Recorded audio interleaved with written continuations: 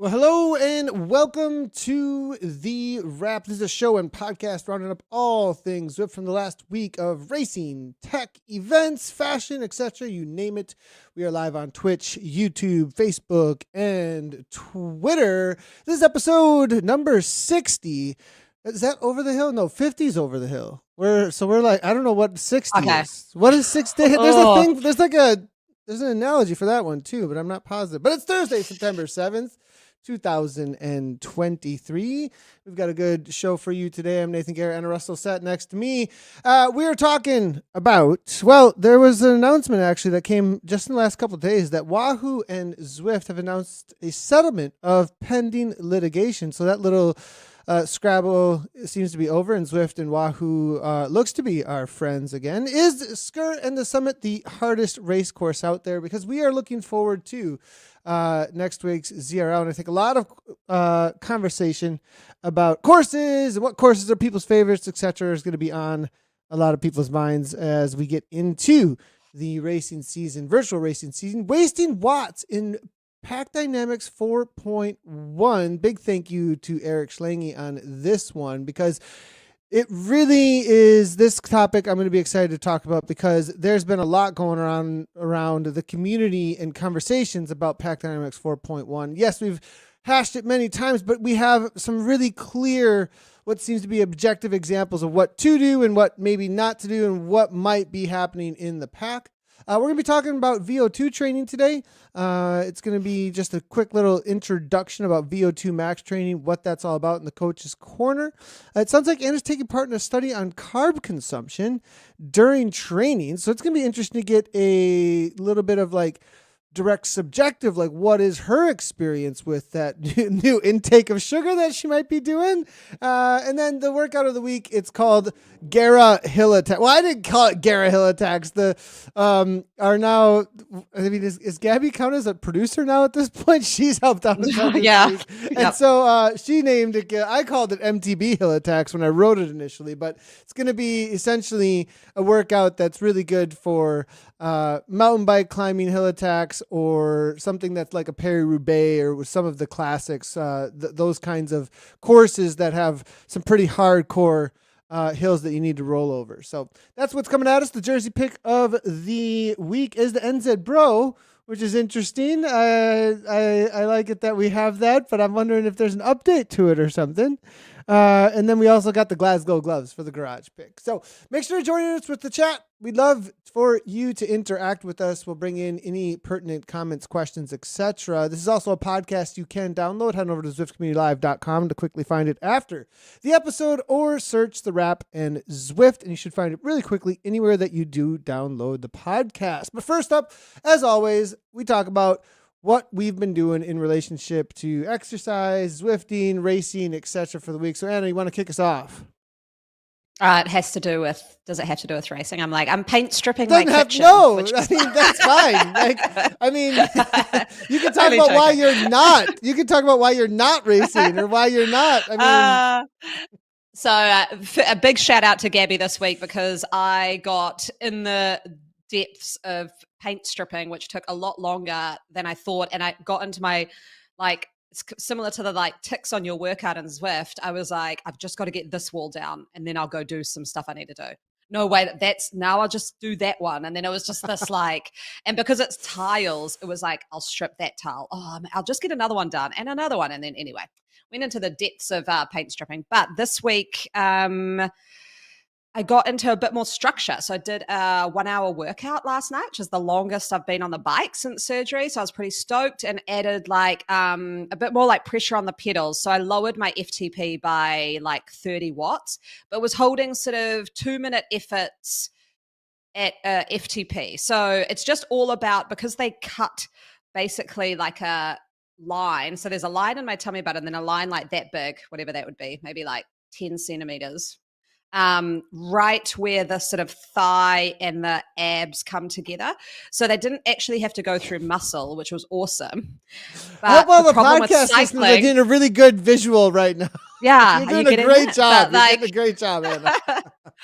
But you know where like your thigh comes up when you cycle? Yeah. It's right where the like stitches line is. So even So though the when you put stitches have now pressure on the gone, pedals, I could yeah, see. it's the Yeah. kind of it just gets so I'm just kind of doing it slowly to just get it used to it, so I don't do anything, immediately. So obviously, no, I looked at your VO2 workout. I was like, yeah, none of that at the moment. No out of the saddle sprints or anything. But yeah, I was pretty stoked to do that. So I run a club session on Thursday nights.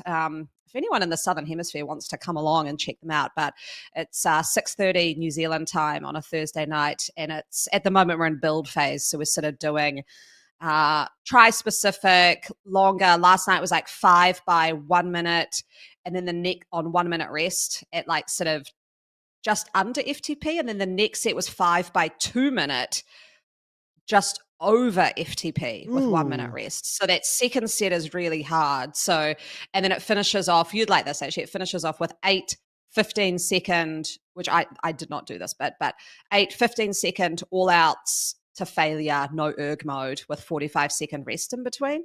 So a real bite Those at are the really end. good. Yeah, those are great. Yeah. So like just that sprinting under fatigue. So a bit more neuromuscular stuff. Yeah. And then other than that, what have I'm trying to think what else I was doing on Zwift. I started a Zwift run program actually. So a friend at work, Mel, because I was just struggling with running motivation, she said, do a Zwift run program. I was like, oh yeah, we'll do that. And they have a new thing on there where if you do it outdoors, because I work up by a track, so I do some of them on the track, I can just tick that I've done it outdoors. So I still progress with the program.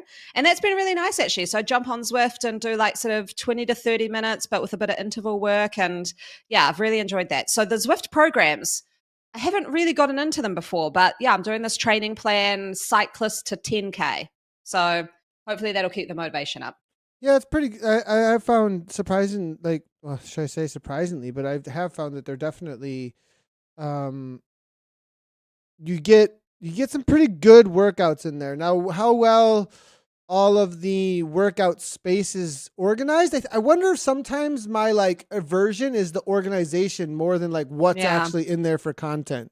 You know what I mean? Like So if you can get to the yeah. content, you can do a lot with it. I feel like it's just difficult to get to the content and organize it well.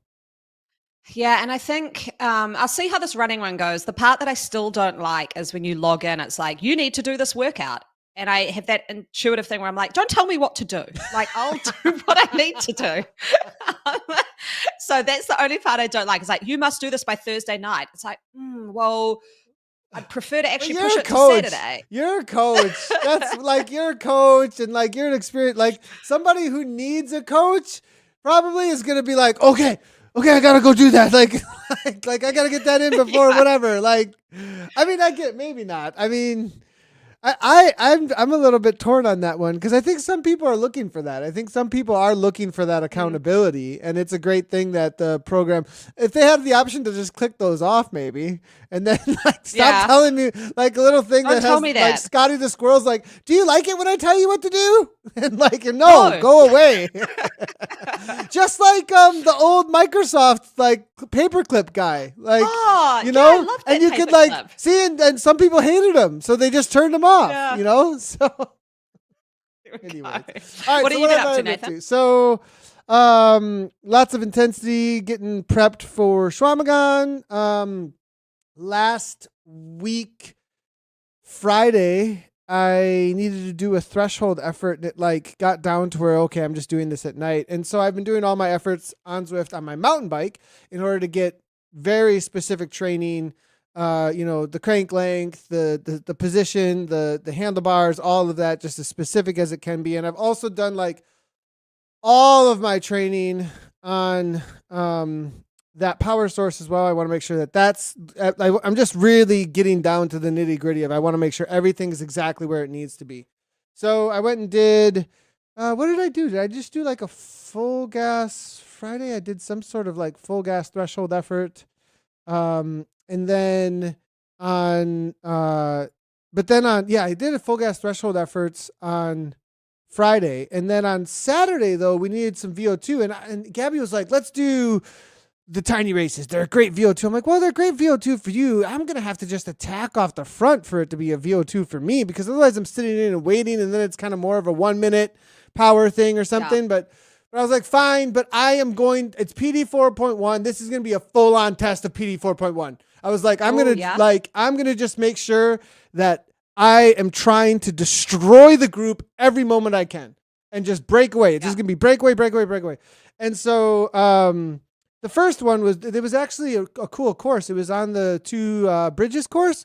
But what they did is Eric had it so that, and for those that are maybe listening for the first time, Eric Schlange from Zwift Insider puts on the tiny races. The tiny races are, if you don't know and you listen to this podcast, the short, like, what are they like? They're like 3 to 5 minutes is the shortest, I think. 3 would be really short. Maybe 5 minutes to like 10 to 12 minutes. And they're tiny races back to back within 1 hour, 4 of them. And they all get scored together to win the whole series of the tiny races every Saturday. And there's 3 different time zones. But the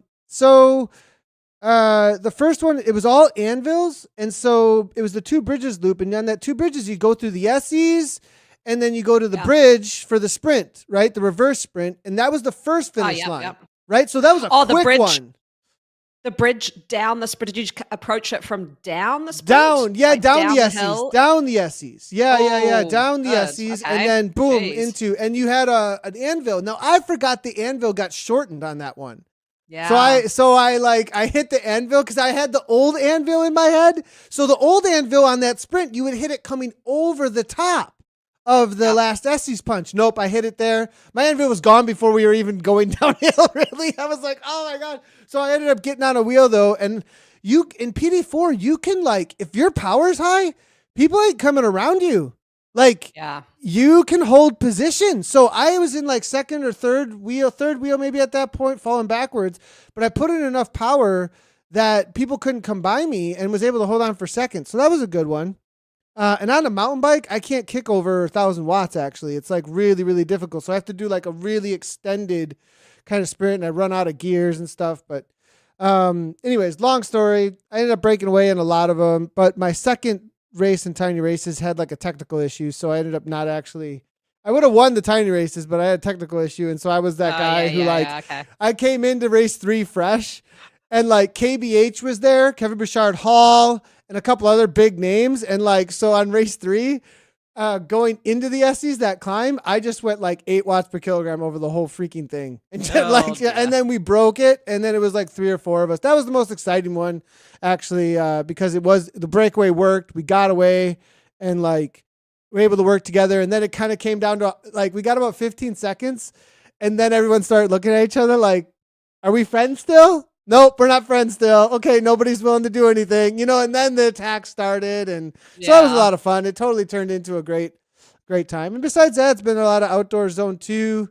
We'll talk about this next week. Maybe I've been testing with sodium bicarbonate and doing some crazy intervals, did over-unders last night. And I've been setting like new power thresholds recently. So maybe all the training and the new zone 2 stuff why is don't really coming in. Well, next week we've got the first ZRL race, so that might be a big one to like dissect. But I reckon I can get this sports scientist who's testing me up at the Performance Center, because he's a sports scientist specializing in nutrition. I'll shoot him an email and see if he knows much about bicarb, and if he could come on and have awesome. like a chat really about it. Great. Yeah. Because let me do that, and then we'll tee him up. That'd be awesome. Absolutely awesome. Loving to see all the chatter coming in, and thanks a lot from Uran over at Twitch letting us know that Clippy was the name. Also, Extra Screen as well letting us know Clippy was the name of the little Microsoft guy. Now, this is what I'm talking about. The difference of opinion of like what people like or don't like. One person's like, yay, Clippy. And then another person's like, Clippy, die, go away, Clippy. So like some people like the little interaction and others not so much. All right, so that's what I've been up to. Getting ready for Schwamagon. It's still happening. It's pretty good. Next up, let's talk a little bit about this Pack Dynamics 4.1 and the wasting watts video that you can find over on Zwift Insider. If you haven't seen it already, Eric always does an amazing job. He sets up these avatars to go out there and do some sort of a controlled environment as best as he possibly can with, well, at least a controlled subject a lot of times with these avatars, and shows you, it looks like that at the same at 1 wattage It's in wild. this video, It's wild. in 1 wattage, he's in the pack at the same spot. He ups it slowly by like 20, 30 watts, and it's not enough to go by anybody. And the avatar just kind of goes in and out a little bit, but never goes past anyone. And that's just a waste of wattage for the exact same speed in the same pack.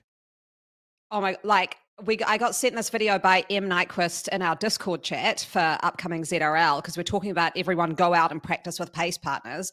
And I went and watched a video. I was like, whoa, that's amazing. And I didn't kind of want to like get it out there because I was like, oh, this is kind of good to know. But then obviously everyone looks at Zwift Insider, so it doesn't matter.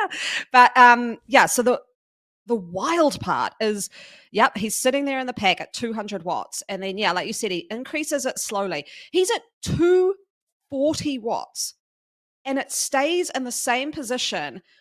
But then this is the bit that I was like, whoa, so slowly gets to the front at 240 watts. So 40 watts above, it doesn't jet and like slingshot to the front like it used to.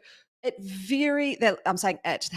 test avatar very slowly moves. Like honestly, took like 30 seconds for it to actually get anywhere near the front. So this is for those watching, you can see it on screen. For those listening, yeah, so it's sitting 200 watts, just chilling in the pack.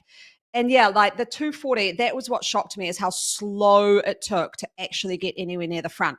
So the lesson for ZRL, for those racing coming up or those just racing on Zwift, is if you want to get to the front and actually do a breakaway, man, you need to like, and this is why it's good you've got this VO2 workout in today, Nathan, is you're going to actually have to put out huge watts. Like I would say my strategy would be, don't just up the pace slowly, just go 100 watts above, get into like a really hard zone and then go off the front, because like that wasted watts for 30 seconds of increasing it by 40 watts just to get to the front, just increase it by, I don't know, 100 watts, slingshot, get off the front as quick as you can. Mm-hmm. And then the super interesting part, like what you found in the tiny races, is like, and I'm kind of like, do I talk about this? Let's talk about it. Let's go. Okay.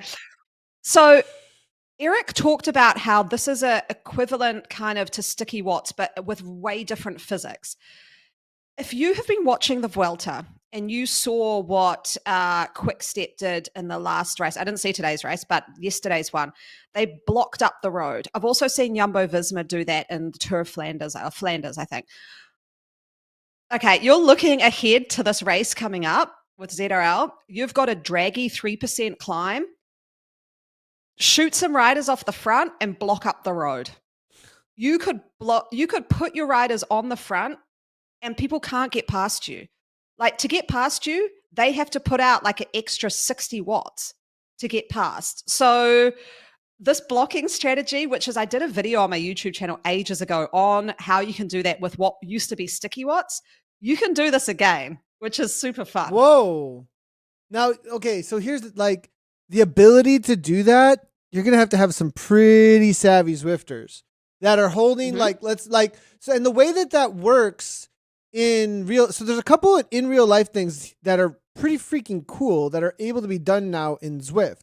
The blocking one I wasn't thinking of up front, but the idea, so I'm going to address that in 1 second here before I lose this other thought. But this other one was also that in real life racing, if you move toward the front, you have to make like quickly or try and get there quickly. You have to put in a good amount of effort to get to the front of the pack, actually. There isn't like, and then when you find yourself there, the pack usually behaves this way about it. In real life road racing, it goes, what are you doing here? And if you're not going to do the work or you're not breaking away, you're going backwards again. Like that naturally, it isn't like someone says that to you. That's the physical interaction that happens, right? And it's like, So either you're up there doing work or you're constantly fighting for position to be up there in some sort of way. And that's why in the Vuelta and all these big road races where you have GC contenders protected, the idea of being protected is that there are people there just to do that work for positioning in the peloton, literally just to move people around without any kind of effort having to put it in.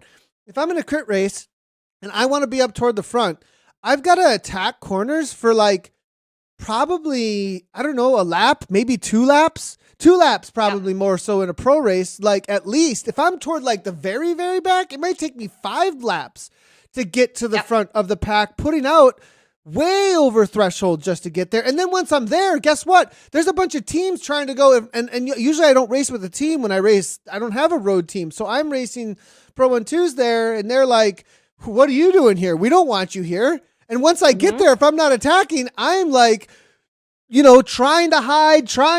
And so and now we have a very similar situation like that. It feels like where in this new pack dynamics, like you just said, if you kind of like steadily rise and find your way there slowly, but you can't get there that quickly. So moving up quickly and then doing something with it, I think, or you're going to have a lot more situations now where the savvy riders are going to be sitting a little bit further back, kind of watching what's going on up there. Is that going to go? No, I don't think that's going to go. Is that, you know what I mean? You're going to have a lot more of this like tactical positioning happening within here because of this. So I think that's pretty cool.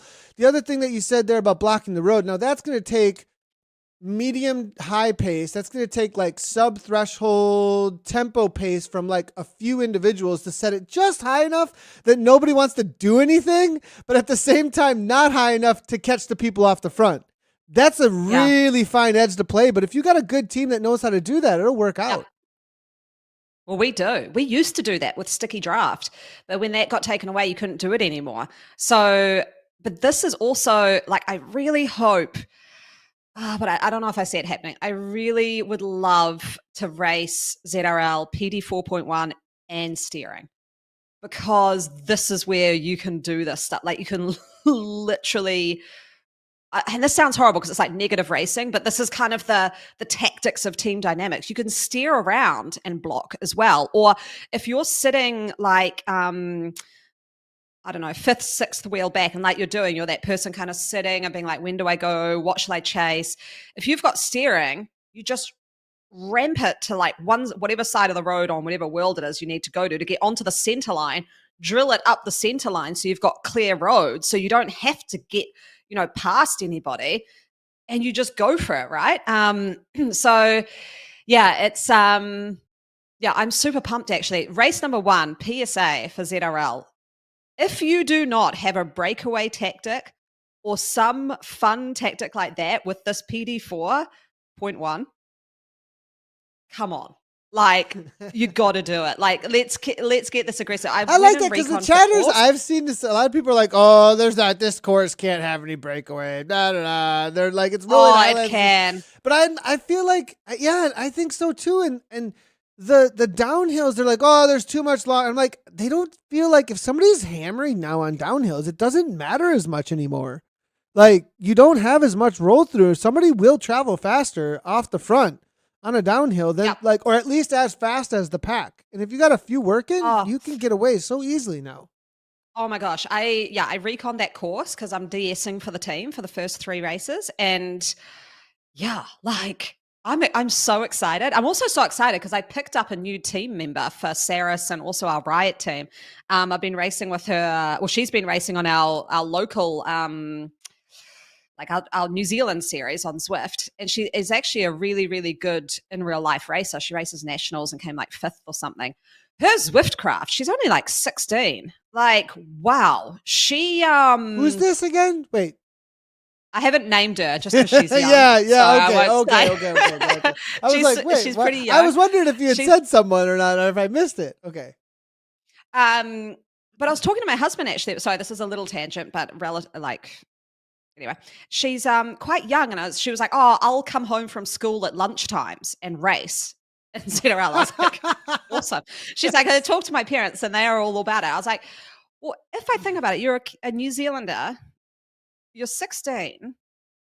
If you're racing on an elite Zwift team, and then say you roll that through into Zwift Academy, like this could legitimately be a pathway for you to find a pro team. So why would you not do it? Like, and it's the first time I've like chatted with someone who is in that age bracket where they would use this as talent ID. And I was like, why not? Like, New Zealand has so few races for you to get actually recognized that this is actually a great way to do it. And the way she races as well, as a commentator, I picked up on it straight away because I was like, you are tactically racing. So anyway, little tangent there, but yeah, long story short, I am like pumped. I'm looking forward to it. I'm so pumped. Americas? Yeah. Is that in Americas? That's going to be USA East. Yeah. All right. Now I know what to cover. now I know what to cover. Oh, USA East, be on the watch out there. Okay, right on. Well, a little bit of quick, and yes, I would say Michael Sweet on topic. So don't just go into the first ZRL race without having ridden on Zwift for weeks. Yes, I would definitely get into a couple of and it's taken me at least 2 or 3 weeks of racing once or twice, in the once a week at least here to really get a new feel for this and not just be kind of like frustrated, like what's going on? This doesn't make sense. There's, so I definitely would say, Sweet, that you want to, and anyone else out there, get into some Zwift, do a TTT before the team time trial for sure. This week, I mean, if you haven't signed up already, it's already started for this week, but next week, get a TTT going if you can on a Thursday, because a lot has changed. And one of the athletes I coach actually, they were like, the new pack dynamics are so crazy. Like they were like, I don't even know if I want to do it. They were like, I was like, no, you got to get into it. Do the TTT. Like you got to go in there and figure it out. Work with your team, and as far as winning goes too, I think it's good. I think what I heard behind him and behind his team, not necessarily him himself, maybe him himself, but the lazy Zwifter, that thing that we had called, and I'm not saying that as a derogatory. It's not a derogatory term. It's like, it's just sitting back in the armchair of the pack though, and allowing a lot of this stuff to kind of happen for you. That's gone. Like that's that, and it's disappearing faster and faster. The more that people get to know how to use this pack dynamics to their advantage, the more that's going to disappear too. The more like, whoa, you're going to find yourself in a jiu-jitsu match with somebody or a wrestling match who knows how to wrestle.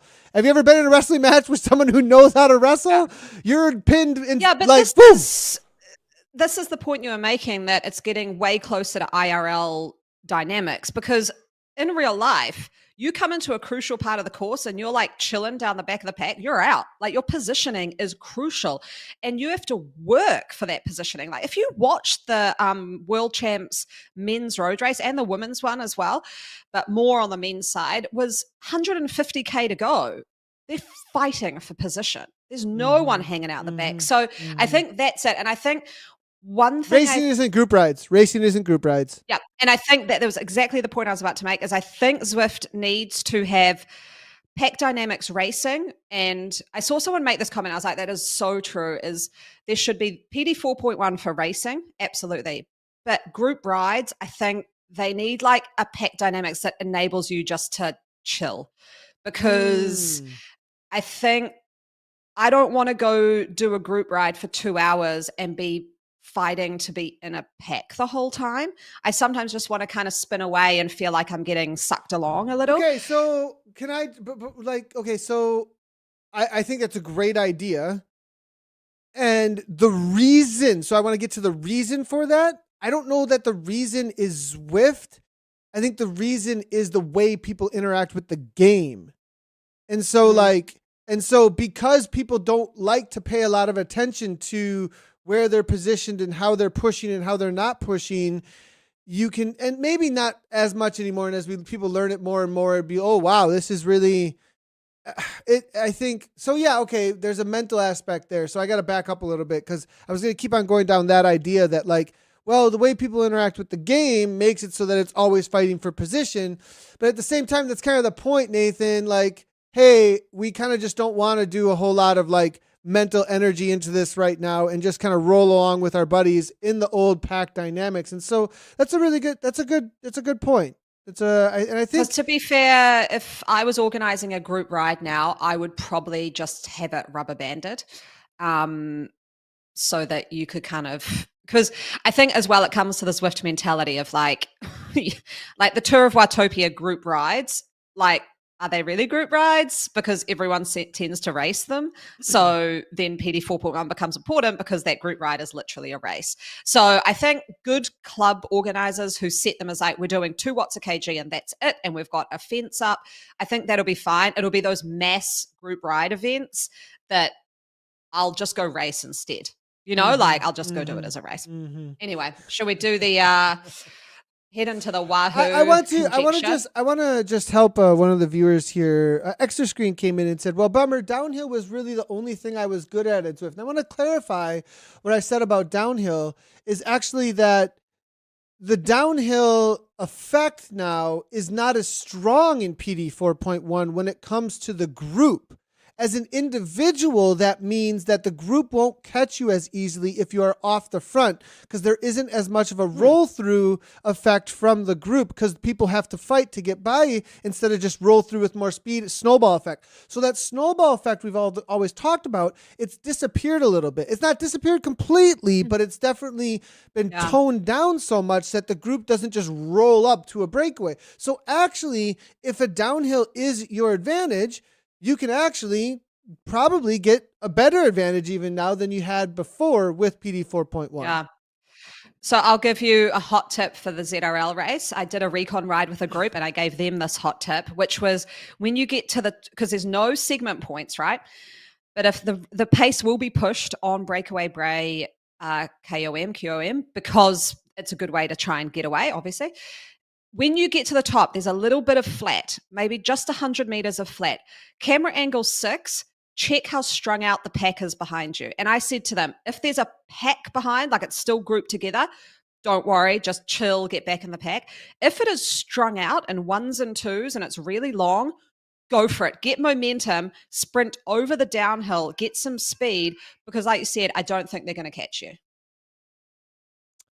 So I just did notice here, apologies to those that are watching over on, so for some reason there was a double on YouTube. So I am, just as a heads up there, people, there was a double go live on YouTube. I have no idea why that happened. It was not supposed to happen. So those who are watching over on the Zwift Racing League, WTRL 2023-24, round 1, race 1 in the EMEA, that'll be rescheduled. And I will probably end that broadcast right now, but head on over to the other broadcast over on ZCL. But that's a great little opener to next week. We will have some broadcasts, obviously. We'll be covering in the EMEA as well as the Americas. We've got something kind of cool happening with WTRL. Just a little bit of a hint coming forward. I was talking to Martin actually yesterday, and we are looking to organize things in such a way that we are broadcasting those who are at the very top end of the sport. We'll give highlights to things that are going on,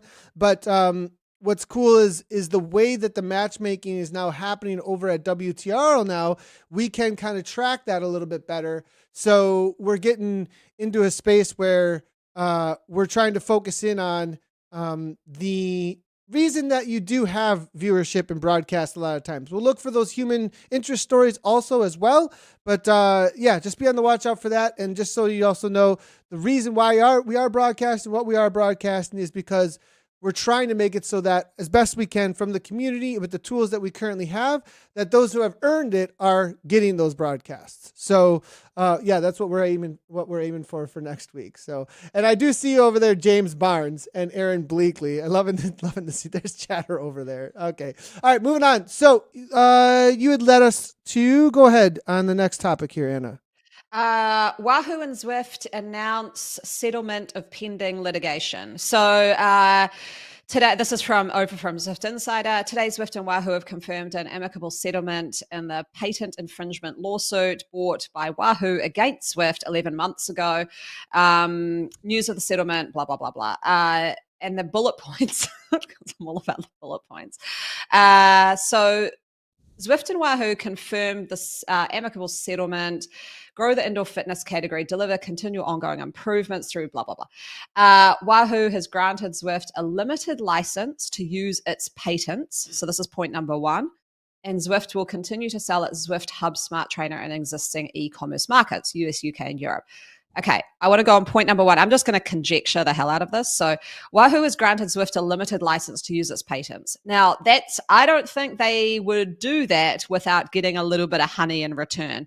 So it won't be stated here, but there'll be something that Zwift has had to do there. Now, we know that Zwift is, and this is pure conjecture, so take it with a grain of salt. But Zwift is, obviously, we talked about the patents that Sweet the Cyclist found for us last week, which was on the Zwift cog.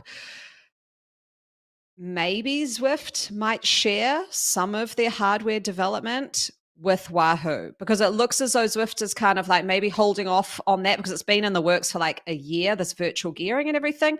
My conjecture would be maybe Wahoo's like, we're good at hardware. Zwift is like, we're good at software. Let's become friends in this market. And potentially there could be some sharing of patents, potentially. Bullet point 2 is, in addition to selling the Zwift Hub, Zwift will return to selling Wahoo Smart Trainers on Zwift.com from mid-September, which is great for those in the Southern Hemisphere that didn't have access to the Zwift Hub. And then Wahoo Fitness will also offer customers the option to bundle Zwift into the purchase of a smart trainer via Wahoo Fitness. Both parties look forward to sharing further details in coming months. So I think these further details are the nitty-gritty of these, because this all seems real friendly. These are two businesses, and businesses don't share patent licenses. They don't start selling competitors' products. They don't do this with like a lot of stuff happening behind the scenes. So I'll be interested to see that. But in my mind, I think that there will be something maybe with the fact Wahoo bought RGT, and maybe Wahoo's like, we've spent a bit too much money. They may rely on Zwift for the software, and Zwift may rely on Wahoo for the hardware. Let's compare just on a logic standpoint, matching apples to apples and orange to oranges here about what looks like is happening in this, right? And in one space, we have hardware coming into Zwift's space, which is directly from Wahoo for Wahoo's interests, right? And then on the other side, we have Wahoo now selling software in a bundled package for Zwift, which seems to be what Zwift is doing originally. Was they were good at making software.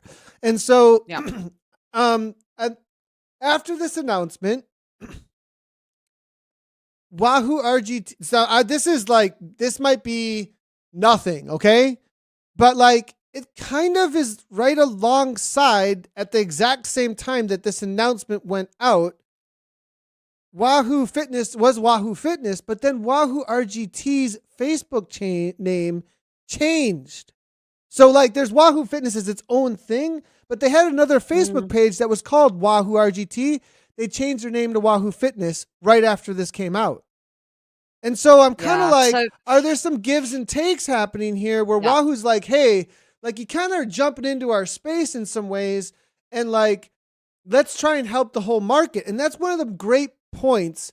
Like, how do we serve the market as best as we possibly can, as competitively as we possibly can, at what we are good at? And the point that Eric made is like, across the board, the prices are going down on hardware, and a lot of people are getting software at a reduced bundled price as well, coming along with their trainers. So like, it was like, hey, how do we get more users on our stuff? Let's come together and be like, get more users on our stuff by working together. And like, the Middle East just took over our whole UCI, Yeah. Like, why are these two American companies over here fighting about something? Let's get on board with each other and not fight each other right now about stuff, and see if we can help each other in a market that's getting really competitive. Yep, exactly. I agree. Sweet made the point of like, Wahoo probably realized it couldn't afford a lawsuit. I mean, there is that fact as well, and that's kind of what you're saying, like, they work together out of necessity, because we've come out of that pandemic market where everything went crazy. And I think Wahoo probably potentially is sitting on a lot of stock that they started building in the pandemic that now is sitting there, and the demand went down. So their books probably don't look amazing. So setting a big lawsuit probably isn't a good business idea for them. But yeah, I'm glad that these guys are working together again. I love the Wahoo trainers. I use a Wahoo trainer. And so I was a little bit nervous at points that it would get so bad that Wahoo would literally just like not support Zwift.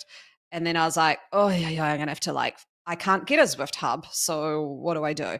I was nervous it was going to go down that route. Like you want to use Zwift, you only can use a Zwift hub, sort of like Peloton. But thank God it's moved in the other direction and they're going to work together. So that for me, being a Wahoo and Zwift customer is great news. Now, on the other hand, on the software side of things, comment just coming in from Sweet actually. Yeah, here great again. point. Yeah, it's a good point. And I think also on this point that he makes about the fact that Wahoo's offering Zwift memberships with hardware tells me that they're so giving up, I don't know, but at the same time, like, okay, I feel like at this point, if they're going to be working together and trying to increase this market, like the user base needs big fish that are like doing and like and in America, in the North America space, having someone as big of a player as Wahoo. So Wahoo's a big player in this space, also doing this RGT software thing at the same time and working with Zwift.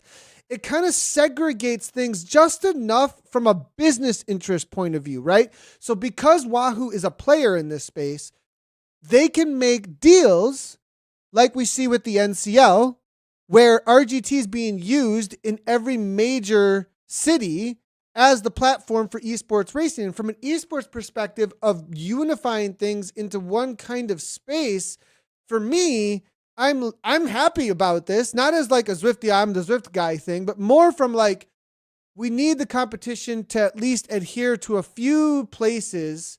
Not just, I don't want just one platform necessarily to dominate. That's not what I'm saying. But I am saying that like we need really good racing wherever racing is happening. And the people who are focused on it really create a North Star. And I feel like we've lacked that, and that the RGT edition, getting involved with NCL, the national championships were done on RGT recently. Like, that just kind of like segregates things so much. Now, I'm not against RGT for doing that at all. Like, good for you, whatever. It's just like from an objective point of view that doesn't have any like affiliations or care. It's just like, like how do we get this all to work together better? And I think these two companies focusing in from business perspectives and those deals being made behind doors as players in this space, it's just better that way. Yeah. I think if that's going to be the case, if Zwift needs to really up its game and helping to support national federations get on their platform, because I know not many national federations were using Zwift as qualifiers for the world champs because Zwift gave no support to do that. And RGT did. So I think was it a support issue too? Like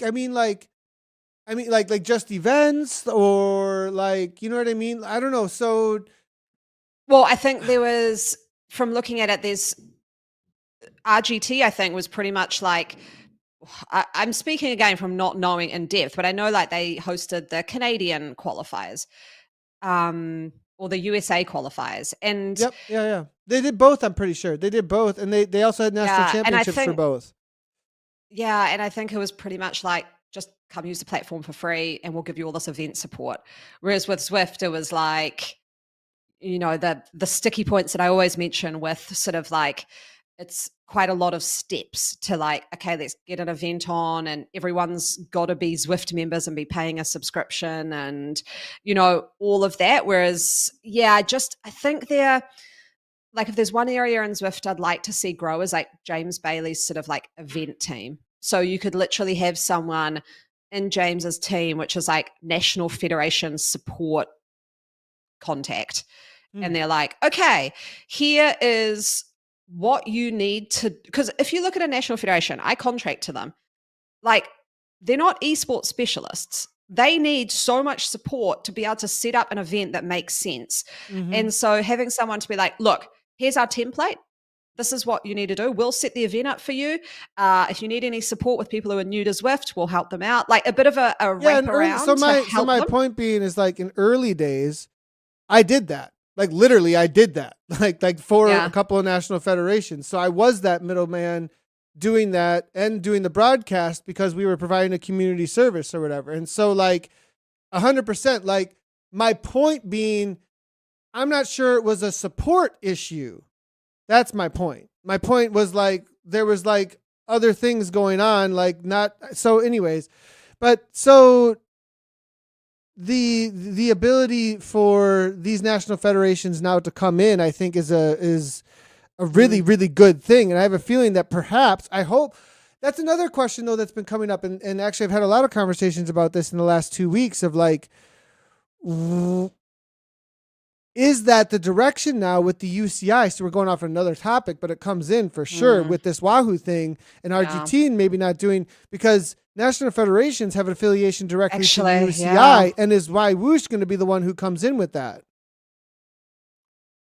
Oh gosh, that's a good point. I forget about that frickin' Wahoosh thing. Like, and you're a national federation. Literally, like I look at Cycling New Zealand, they won't care about some Zwift championship that Zwift puts on. Like they won't care. Like they'll have zero skin in the game in that. They will care about a UCI World Championship. Until membership becomes an issue though. Until membership becomes an issue. Because, okay, let's say this. So what if we have two different scenarios here? We have one scenario where, yes, a lot of people follow and get on board and do the national championships in order to participate in an esports world. How did that go on RGT? It went okay. They had some participation. There was definitely participation. There were not hundreds upon hundreds though, like we had national championships. I think it was 2018, 2019, right around then. Every country that we did a national championship for, you couldn't see the end of the pack. Okay. So sure, you do that 1 year and you have whatever, let's say they have good participation. Great for them. If they don't, and Zwift also put on a national championship and have hundreds, and it's their own thing. It doesn't have UCI stamp on it.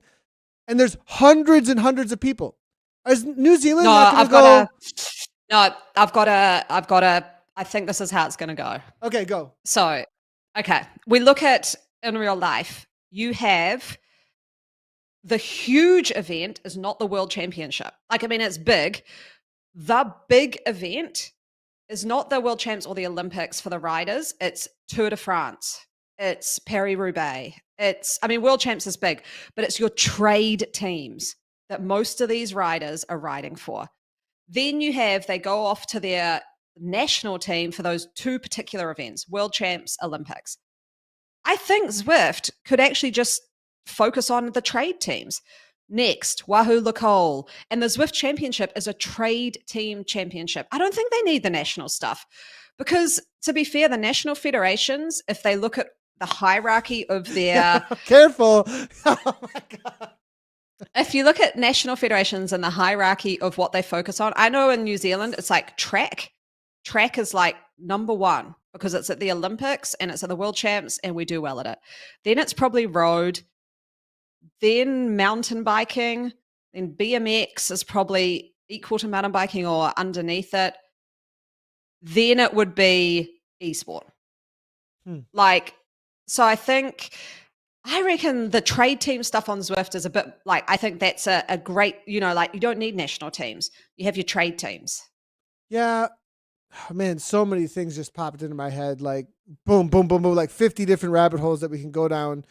I'm just going to land on this one that's most focused right now because like the idea, like, yeah, there's a lot of interested parties that get involved. Things can get complicated and maybe esports traditionally doesn't do national championships at all, like at all.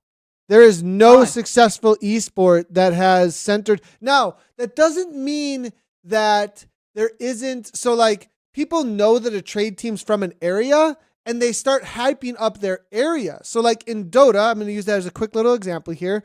There's a lot of SEA teams that are like, yeah, an SEA team's winning. And all these people in chat will be like, well, all right, cool, SEA represent. But they're all about the trade team though.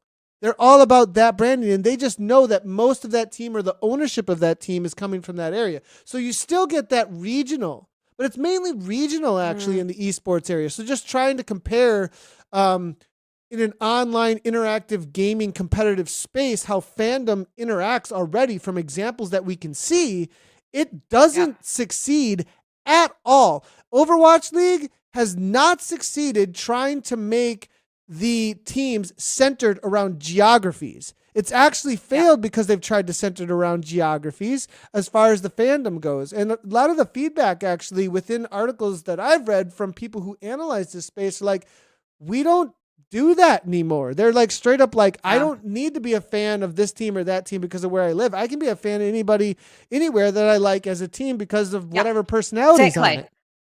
Like my favorite cyclists are Wout van Aert and Lotte Kopecky. They are not New Zealanders. Like, I love the New Zealanders. My heart's always with them.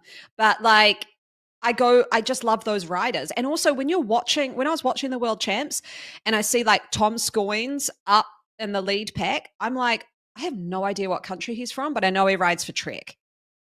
So it's still like the overriding, like that is the big part. And I think that would be, anyway, shall we close this tangent? That was a whole, because like this opened up a big, like there's so many questions though still in the background that need to be answered about the moving forward of this space. And I think just the fact that this brought up so many questions actually shows that things are still really up in the air and there's a lot of landing still to happen after so many changing of hands and like, you know what I mean? Like the whoosh thing comes in, the UCI thing, where are things going with Grand Prix, then this settlement with Wahoo, what's happening with RGT? It's like all the players are figuring out where things sit in this new move forward space right now. And I think there's going to be a lot that comes out of it because of all this. So which is always good.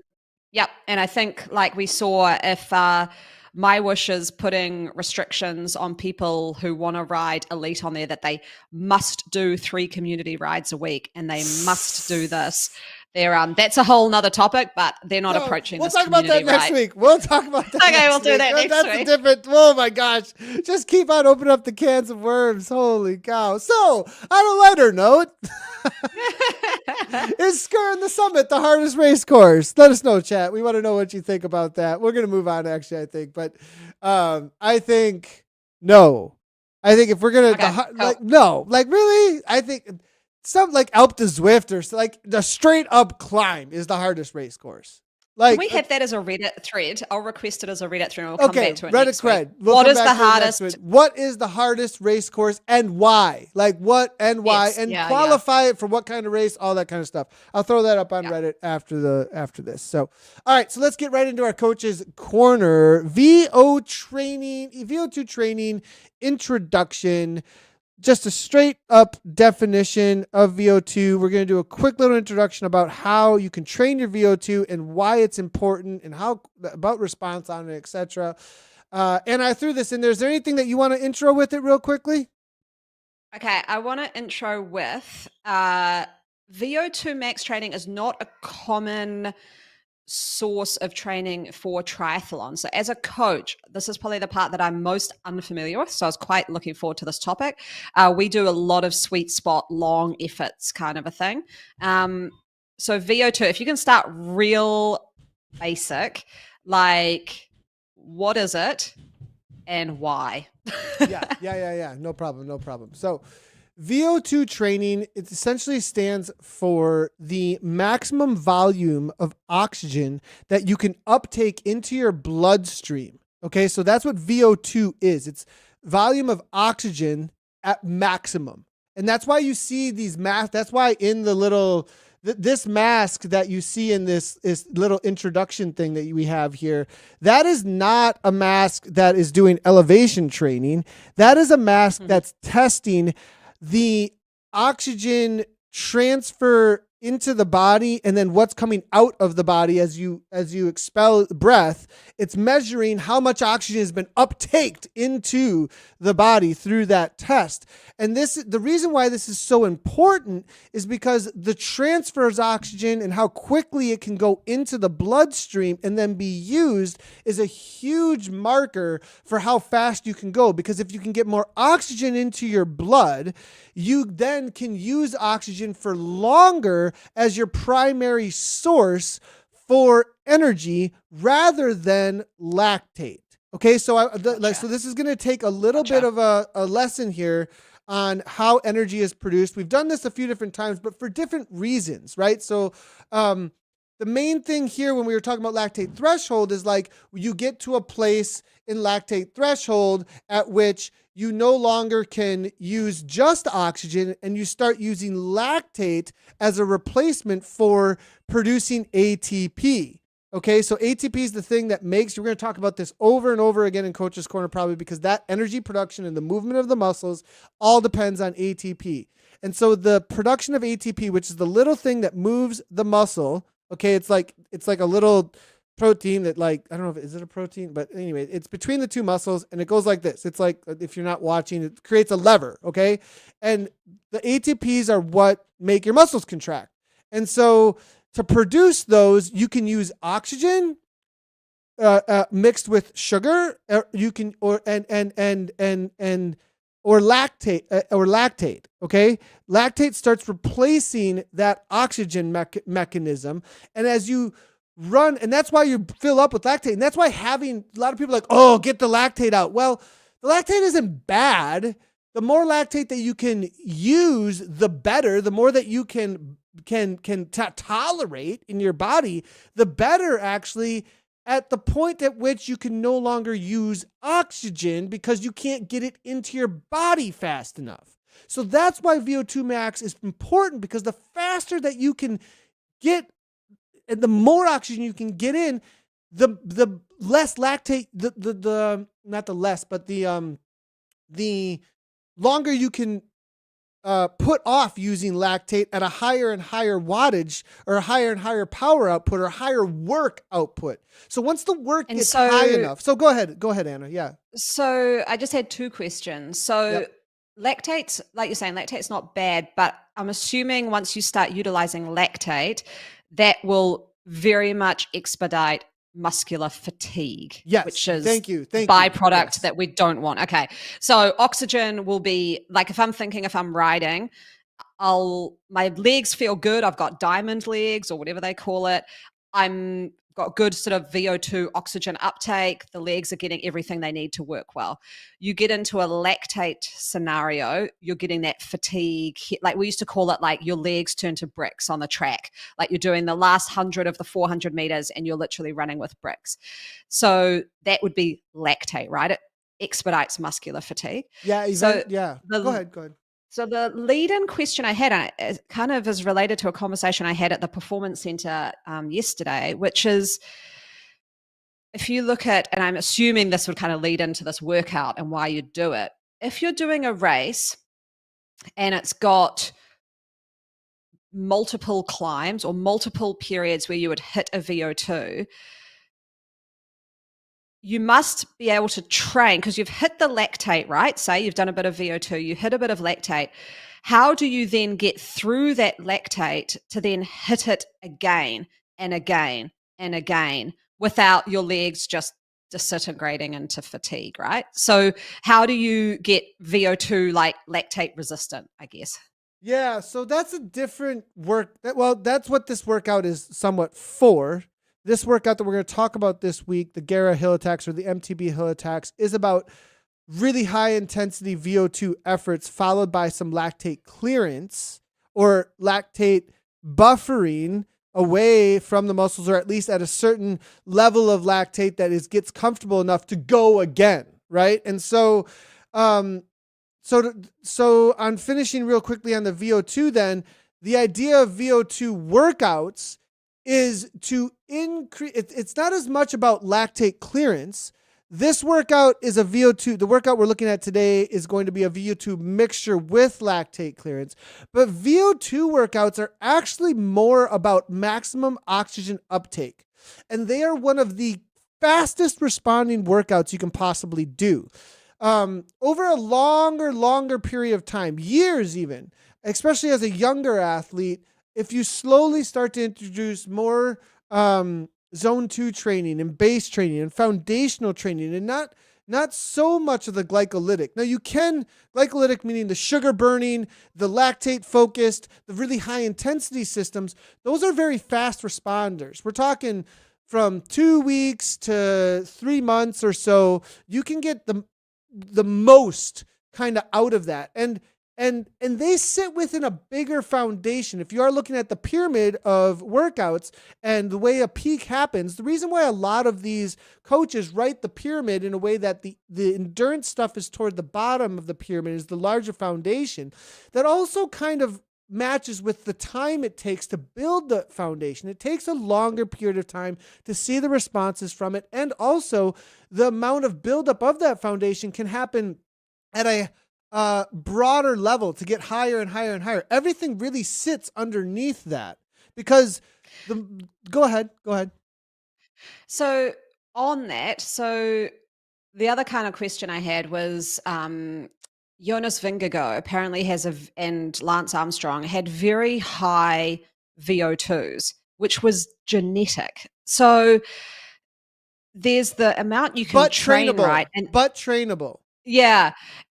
So, but there's an amount where you'd call like the freaks, right? Who just naturally have a very, very high VO2 and then they'll train it and they'll still have a really, really high VO2. Yeah, totally. 100%. Okay. So that's a misnomer that's out there as well, that you can't train VO2. That's not true. Now, your starting point is genetic though. Your starting point is genetic. Now, whether or not you can train it, you can up your maximum amount of oxygen that you can take into the body and use and utilize. That can happen, but the starting point at which you start at is definitely something that is set. Okay.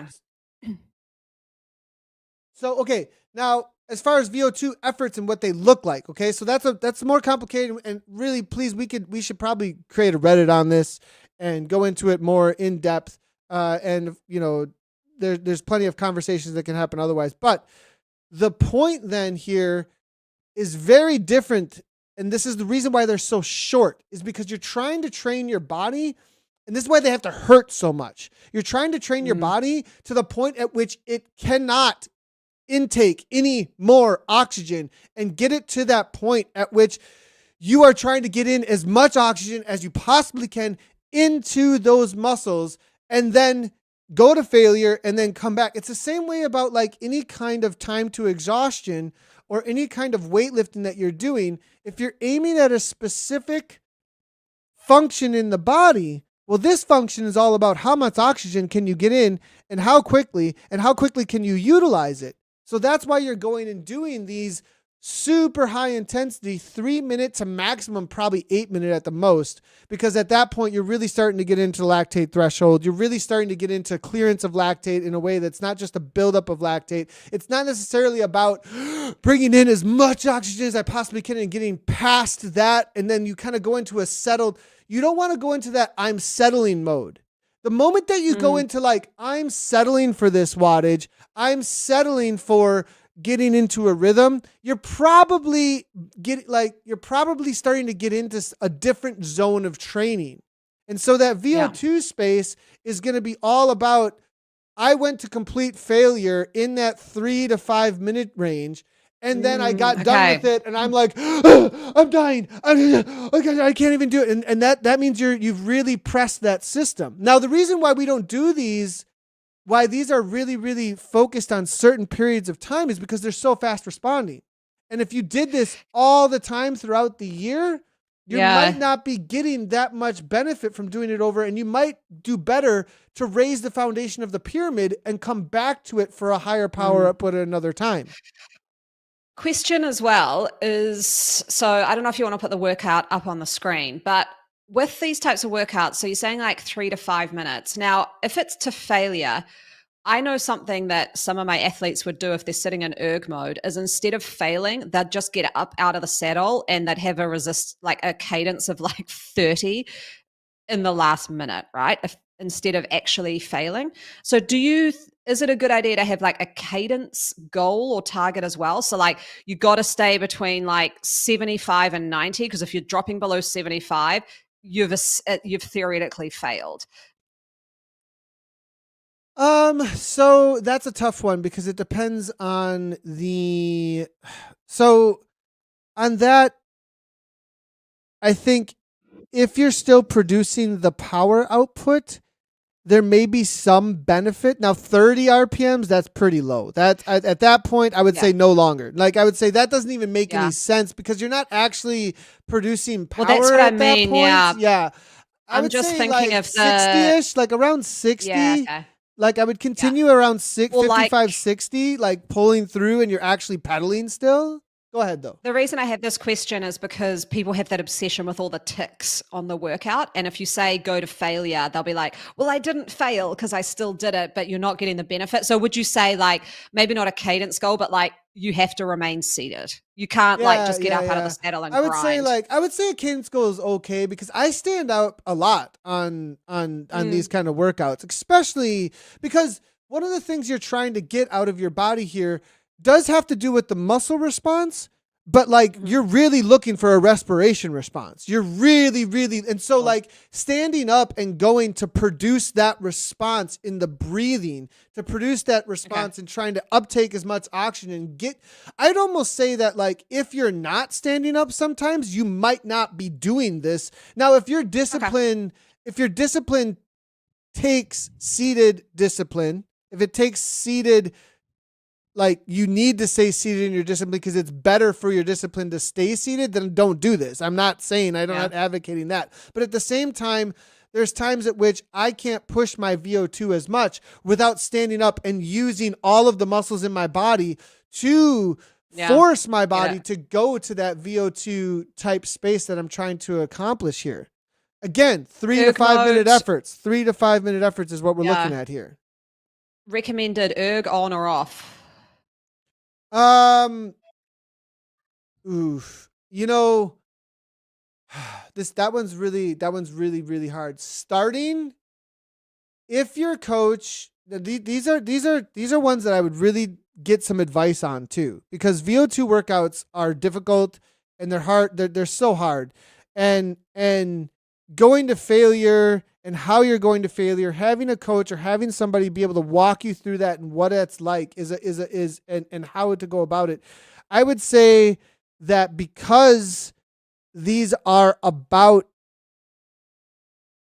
an experienced athlete, I'd say no erg mode, and an inexperienced athlete, I'd say erg mode. Like because and playing with it. But even the experienced athlete, I'd say sometimes using erg mode in a way that plays with it and is willing. You have to be so willing to change the percentage on if you're getting through these workouts and you're not absolutely dying at the end of the 3 minutes or whatever it might be, you're probably not pushing it as far as you possibly could, right? And so using the percentage changer on your erg mode is very, very important. And so I would definitely say that's a big one there too, if you're willing to change things up. Otherwise, go off a feel. I think I would, and the advice I'd give athletes if I set this kind of workout, I think would be you can use erg mode, but I expect you to fail so that they're okay with failure. Like I expect you not to complete each interval if you're doing this for the first time. And failure, if you're on erg mode, is a cadence of less than 45, you've failed. So stop that interval, spin it out, prepare for the next one. I just want to give an example here real quickly. We're looking at the zones right now within Zwift, just as a new workout. I brought up a new workout here real quickly. And as you can see here, I just want to do a comparison. I'm dropping a few different zones into the workout here. And you can see here for zone 5, which is the consideration of a VO2 type workout, right? This is going up to almost 119% of FTP. So they give you around this, see, and then anywhere around that 103 to 104 is considered an FTP workout, a lactate, a threshold workout. And the moment it gets outside of that, you start getting into this somewhere between that 105% to 120% tends to be considered your VO2 because you can only complete something that is over your FTP or your 1 hour FTP in that range that's usually outside of 105 to 120% or so. But this also has a lot to do for those that are like, wait a second. So why is that such a wide range? Well, it has to do with how good you are at uptake of oxygen. It has to, everybody's a little like, some people might be better at those powers that have to uptake oxygen really quickly, but they don't clear lactate very quickly. Do you see? And I hope that's the for people to go the aha moment for people. I get the gist of it. That you might be better at clearing lactate over a long period of time, but you don't got a really good VO2 for a short effort where you can really quickly bring in a lot of oxygen. So someone who's really good at a VO2 might do a really great 5-minute effort, but then needs a ton of rest because they don't clear lactate very quickly. Yeah. Now, another one is sometimes I like doing this as a terrain work. Well, I haven't really done these, but I'm thinking in my head, like sometimes to keep me motivated, I like to do it as a terrain workout. I'm just thinking that can you replicate this and do, say you look at, so say ZRL's coming up and you want to work this workout into also a course that you're doing on ZRL that's coming up. Say you're doing temples and towers and there's the climb that goes up temple gravel. It takes about 4 to 7 minutes. Could you do hologram replays up that as your sort of VO2? So you go as hard as you can, set a time, and then each time be trying to stay within that, and then recover on the downhill. Like, so what can you I would say for this that, on a course? yes, I would. So as far as workouts go, there, what you're doing there is that's a double workout in my opinion. So like, especially for the general public of Zwifters. I would say that is a go to fail, settle in workout. That's going to be like 4 minutes. If you can do it in 4 minutes, yes, 100%, like all in, all the way to the top. You're probably going to find if you're outside of that 4-minute range that you're going to hold a certain power that is your VO2. And then you're going to go, I got to settle in at like zone 3, high zone 3 and finish it out the rest of the way. But that's essentially this workout. Like, honestly, like that's exactly what the idea here is, that to follow the moves in an MTB hill attacks or a Guerra hill attacks or a hill attack type workout, you have to go into this. Gee, wow, this workout's up on screen. Can you just, for those listening, can you just do like run through the set? Because it's obviously like the way that I give this. So the set here essentially is you have a warm up, you go through the warm up to get into the blood moving, and then each one of this set is repeated 10 times. Now, every time I give this to an athlete, this is the way I do it for a professional athlete, okay? This is written for elite athletes, okay? But you can down the percentage to 115, okay, rather than 120. And so the initial kick is 120 to 124% here at 2 minutes, okay? So you're going VO2 or even a little above VO2 with the initial attack. And that is how mountain bike climbs are attacked usually. If you ever watch a World Cup and you watch Nino at the front, you watch these guys at the front, they are going into their anaerobic to VO2 every time they start a climb. It's pretty full glass. And then they settle in. The same way when you see Matthew Van Der Poel or Wout van Aert go into those classic climbs, those ruler climbs, they hit those cobbles, get the break. Boom, full gas, and then they settle into threshold over the top to continue on with the effort. If you were watching the Vuelta when Seb Kuss attacked Remco, he went boom, 2 minutes, got the gap, and the gap stayed steady, but it was still settled in at threshold. So and then he settled in at threshold, exactly. And then the last little kick is to get speed over the top. So this is forcing. Go ahead. So can you talk it through? Like, okay, you've got 10 by 2 minutes. Yeah, so you can do even like 3 or 5, but you have 10 by 2 minutes, okay, followed by 2 minutes and 30 seconds, okay, of FTP or a little below if you down it, and almost every single time, and this is for mountain bike specific athletes, and this is why I've written it this way, is because the expectation actually is like get through as far as you can and then bring it down a couple of points if you have to, just to make sure that you can finish these. And usually I get through, like, even myself, I'll get through like 3 or 4 of them and then I'll bring it to like 96% or something like that.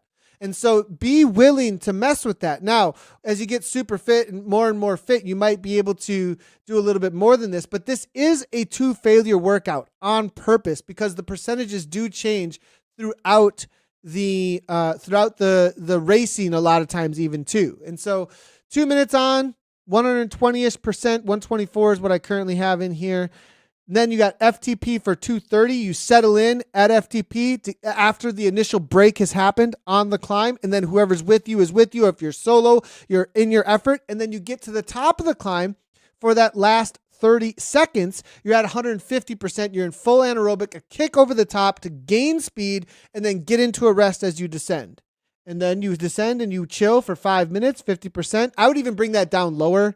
Actually like, I almost say like, hey, like let ERG if you need to just chill out during this time. Bring that as I would even put maybe a free ride in here. So I might change this before we upload it a little bit because you really need like just do nothing in between this. Just spin the legs super chill. And then again, repeat it 2 minutes, full gas. You're going, full gas VO2 effort, even into anaerobic a little bit right on that edge. And then boom, 2.5 minutes of threshold. So this is how you take on. Question here. Sorry, I'm jumping with all these questions. So that was 10 by the those intervals, I guess. And I mean, I'm looking at the workout duration. That's like almost 2 hours. I assume you could reduce this, right? So you could start someone off. Like, is there a minimum amount of intervals that makes this beneficial? Like, could you start off with 3 intervals? Is it better to start with 5 intervals and then grow them? I would say I would start with a minimum of 5. I would start with a minimum of 5. I would. So that would be... You could get away with 3. You could get away with, so if it's very introductory, 3 is okay. Like this is your first go at this, like totally fine. Get a feeling for it because this is extremely taxing workout. And there might be some things that happen here in the middle of the workout where you're still learning how to even get this workout done. Yeah. So I would definitely say and I even write that into the descriptions when I hand it to somebody in their Training Peaks and things like that. Like, hey, here's like, it's okay to stop after 5. Like you bring down by about 5%, even 7% if you need to at any point. Get to the completion of 5, but don't feel like the expectation is you keep it at 100% the entire time. This is an adjustable workout. Okay. So then a follow-on question from that. So you're a new, well, you're not new, but you're kind of coming into racing. You're like, because I looked at that, I was like, 2 hours of that, like, geez, I'm nowhere near that. So I would say, okay, so I'd start with 5. Now, is it better to add more intervals or make the intervals harder? So say I've done 5 for a couple of times and I'm like, okay, I can increase the sort of hardness of this workout. Better to go longer or harder? It depends on your event. I think a lot of times. There's a reason that this is a 2-hour duration like this is because that's the events that I'm personally doing is around 2 hours. If you have a shorter event that you're aiming at and you're getting fitter, ZRL. And you're getting fitter and you're more able to do this, upping the intensity. It's kind of a, what are you after? You know what I mean? Kind of a question too. You know what I mean? If you're getting stronger, well, sure, we can up it. And then if you need to go and get more of that ability too, you can make it out a little bit longer too. Okay, I would suggest first and foremost for ZRL, if you've gotten stronger, just up the intensity. That's what I would say. Yeah. Okay. 100%. So that's we will get this workout. I'm going to do a little bit of writing in the description here and make sure we get those adjustments in there for the rest times because I don't want people to be actually dying, but I will put this workout up on Zwift Community Live as a downloadable. Hopefully we have it up by tomorrow, but just good luck and make sure you listen to all the instructions in the description because it is most importantly, listen to your body as well. So there's a question that's come in from Marcel Greiner on YouTube, which, what do you think about VO2 max estimates, say from Garmin and stuff? Now, what I think about any estimates is sure, but then you use that bias in the workout to go by feel. So there'll be an estimate. Like me, I'm going to actually be doing this in the testing I've got coming up. They'll do a VO2 max test with that mask on and everything. So I will get a very accurate number.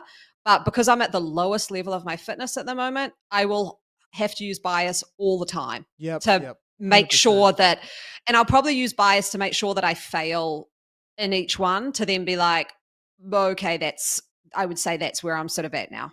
Totally. And I want to give people like, that's one thing I really want to help with as well. What you just said is like, and to give my experience of VO2, look, the range of my VO2 efforts, like right now, if I was going to go do VO2s, 385 is my minimum. Okay. When I'm doing a climb, and up to 500. Like, there's a huge range if I'm doing a 3-minute effort up a local climb.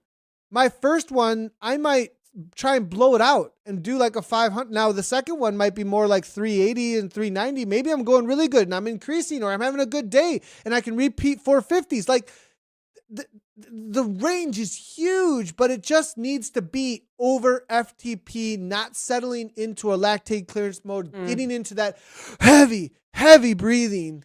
That is the main point of that. So be so willing to adjust. Last night, my over-unders, when I was doing the overs ranged from like 400 to 500 watts. There's a 100 watt difference. So these ranges are way different than doing FTP training. FTP training, you've got this like 30 or 40 watt maximum, you know what I mean, that you're adjusting between. Yeah. These ones are a little bit bigger than that, and you've got to be way more willing to give in order to get the benefits out of it.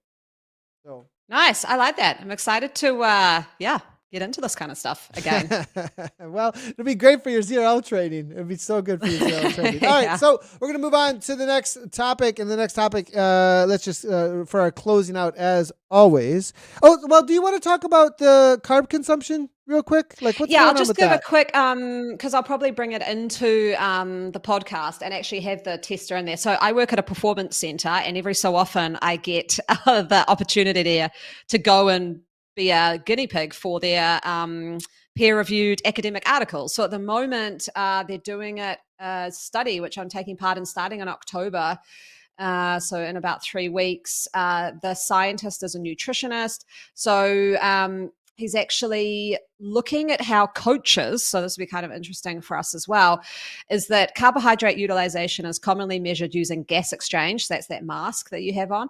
But this method is not valid during high intensity intermittent exercise, which I didn't realize. So changes in muscle glycogen can also be used to estimate, but you've got to have invasive muscle biopsy, which obviously you can't really do as a coach. You can't go in and biopsy all your athletes, and it's also really, really painful. And it has to be done under medical supervision. So what he's trying to do is use sort of a formula that athletes and coaches could use easily to predict carbohydrate utilization during exercise. And he's going to come up with this by testing people. So you go in, and he's going to be doing the full-on testing, not the muscle biopsies, thank God, just the respirator. So he's going to do all the testing on these athletes under training load, but then come up with a formula that's based on gender. It's using linear regression and a model to predict carbohydrate utilization, and it'll have in there. So he's taking the respiration exchanges, measuring them while doing carb intakes and seeing the differences while carb intakes are happening. Yes, and he's blind testing you, so you don't know if you're doing the carb or not, so that you don't have a placebo effect where you're like, oh, I'm doing better. And he's got multiple measures going into the model of training load, fitness level, dietary intake, and sex, which was interesting. It's probably why he wanted me to do it, because they usually just ignore female athletes and just do it on men. So so that's what he's coming up with. So out of the end of that will hopefully be a model coaches and athletes can use themselves to be like, oh, here's like my activity level, my gender, this would be my predicted carbohydrate utilization. That's based on that. Really it won't be cool. as accurate, That's but it could really be cool. Cool. Yeah. So I start October 9th. So I'll keep you guys updated and hopefully get the researcher on the show to talk about his findings. Yeah, especially when you guys are done. I'd love to hear what the findings were, and then get some insight into carbs, especially around the gender differences. That would be really cool to know, like Yeah. what's happening there, and then yeah, super cool. Very, very good. That's such a hot topic nowadays, is like carb intake, because there's so many different Yeah. opinions out there. So good to hear. All right, well, let's move on. Here we go. Our garage pick for the week. We do have a garage pick this week. Gabby added this one in. This is the Glasgow 2023 gloves. I don't even know how you unlock these. Do you know how you unlock these? Oh, yeah. So you had to do, it was a bit of a secret unlock, which I had my surgery halfway through, so I couldn't finish it. But it was doing those sort of Z races or the Z rides around Glasgow in conjunction with the UCI World Champs that they had on. And you could get the gloves unlocked. So I was a little bit jealous when Gabby sent us through that she got the unlock. I wasn't like a huge fan of the kit though, so I didn't really care too much. I didn't get the gloves. I like the gloves though. The gloves are pretty cool, I think. No, the gloves are cool. I actually never wear gloves in game, but the gloves are cool because they're matching the kit. So I think they need to do this a little bit more often, because we just saw last week we had the Pretzel Fest kit, but it's the exact same kit as last year. Just chuck in another something that matches. Pretzel Fest socks, Pretzel Fest gloves, Pretzel Fest glasses, so I think this is a good way for them to do it where they don't have to keep adding new kit, but they could add new accessories to match a kit you already have. Yeah, totally. And I kind of like these because I feel like they can match a couple other kits out in the world too. Probably. Yeah, I wouldn't mind them in real life. Yeah. That's probably why I like them, because I wouldn't mind wearing them in real life. So, all right, NZ Bro kit. Okay, so haven't we done the NZ Bro kit before? What's going on here?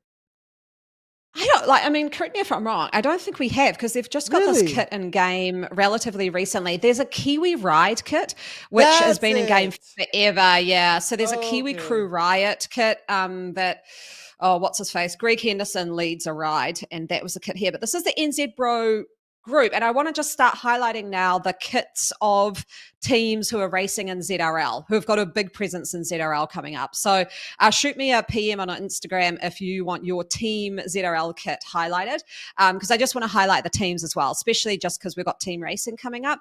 And NZ Bro, close to my heart, obviously New Zealand-based team, over like 200 members now, super active on Discord, in the community and in real life. And the kit is just awesome. Like, they've got the Māori designs down the left-hand shoulder. They've got the Southern Cross on the right-hand shoulder. They've got the silver. They've basically taken every single part of New Zealand and put it into a jersey. And very, very nice that they are going to hook me up, and I'm going to have this in my garage too. So I will wear this with pride, because I just think it looks phenomenal. Nice. It does look good. It does look really good. It'll stand out. The white on black stands out hugely. I'm assuming you give it a 10 out of 10. I mean, because oh yeah. I can't go 10 out of 10 because we've got the white glitch kit, which is always going to be a 10 out of 10. Yep. So I'll give this a solid 9. Solid 9. Okay. I'll give you a 8.5. It is a good kit. It stands out. It's white on black, and it's really easy to discover. I like the stars there on the right sleeve. That's pretty cool. A little addition there with the white Southern Cross. So good. Yeah, it's always so the Southern Cross is the constellation you see in the Southern Hemisphere night sky, and I always find when I'm in the Northern Hemisphere, I feel homesick looking at the stars because I don't see it, and I'm like, oh, it's like my home constellation. I wonder what we have that you don't have then. Like, what do we look at that I'll have to look that up. That's interesting. Yeah. So you'll see the Southern Crosses on the New Zealand flag, the Australian flag. Like, yeah, it's really prominent in the sky, and it's so obvious when it's not there. Yeah. Yeah. Huh. That's interesting. I don't know if we have anything. Us wayfarers. We have like the one that we have is the Big Dipper that everybody points out first when you're young. When you're young, we call it the Big Dipper. It's like do you have the Big Dipper? I don't know if you would have it there. I need to go search this. Go to a local planetarium or something. Interesting. Let us know, chat. Let us know all about that. What do you have coming up for the next week before we go, Anna? Yes. Oh, yeah. Excited. This weekend, I'm either going to get out gravel riding and just test my legs and body on some outside riding, or I'll do a longish ride on Zwift. And then next week I'll be de-essing our team for the first ZRL race, which I'm super pumped about. I'm just like so excited we're coming into that season again. And yeah, Claire's going to have me doing some proper structure next week. It was, I actually messaged her at the start of the week. I was like, give me a program, put it in. And she's like, no, I think you still need a week of just easing back in. I'm like, yeah, this is why I got a coach. Yes, nice. Yes. So I'll be doing some fun workouts. I think next week it's my workout choice. So I might pick one of those workouts and talk you guys through it. Yeah. Well, for me, it's more preparation for Shawmagon 40, part of the Lifetime Grand Prix.